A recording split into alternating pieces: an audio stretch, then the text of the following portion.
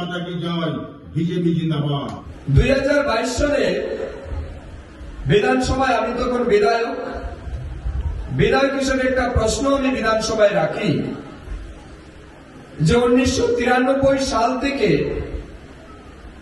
2018 সাল পর্যন্ত বামপন্থীদের সরকারে কত মানুষকে গড় দিয়েছে তার হিসাব দিন। আর আরেকটা আমি চেয়েছিলাম 2018 সাল থেকে বর্তমান পর্যন্ত বিজেপি সরকারের সময়ে আমরা কত মানুষকে গড় দিয়েছি তারও একটা হিসাব দিন। বিধানসভায় পঞ্চায়েত মন্ত্রী উত্তর দিলেন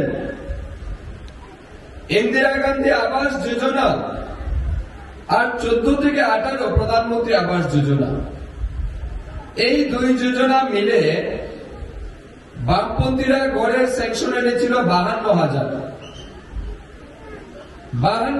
গড় 25 বছরে তারা স্যাংশন এনেছিল ত্রিপুরা রাজ্যের মানুষের জন্য।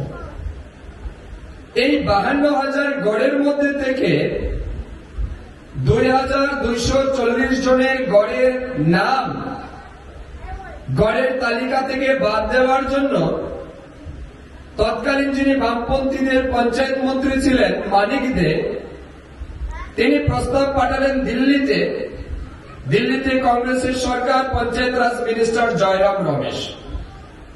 জয়রাম রমেশের কাছে মানিক দে প্রস্তাব করে বললেন এই 2,240 জনের নাম এই ইন্দিরা গান্ধীজি আবাস যোজনায় ঘরের তালিকা থেকে বাদ দিতে হবে।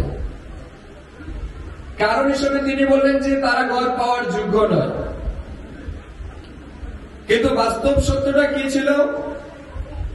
বাস্তব সত্যটা ছিল সেই সময় দুইটা প্রধান রাজনৈতিক দল ছিল, একটা কমিউনিস্ট পার্টি আর আরেকটা মার্ক্সবাদী কংগ্রেস পার্টি, দুই দল। কমিউনিস্ট পার্টি মার্ক্সবাদী কংগ্রেসের প্রবল শত্রু, প্রবল বিরোধী। সেই সময় সিপিএম সরকারের নিয়ম ছিল যারা বিরোধী রাজনৈতিক দল করবে তারা সরকারের কোন সুযোগ সুবিধা পাবে না। ভারত মাতা কি, ভারত মাতা কি, ভারত মাতা কি, বন্দে বন্দে বিজেপি, বিজেপি, নরেন্দ্র মোদী,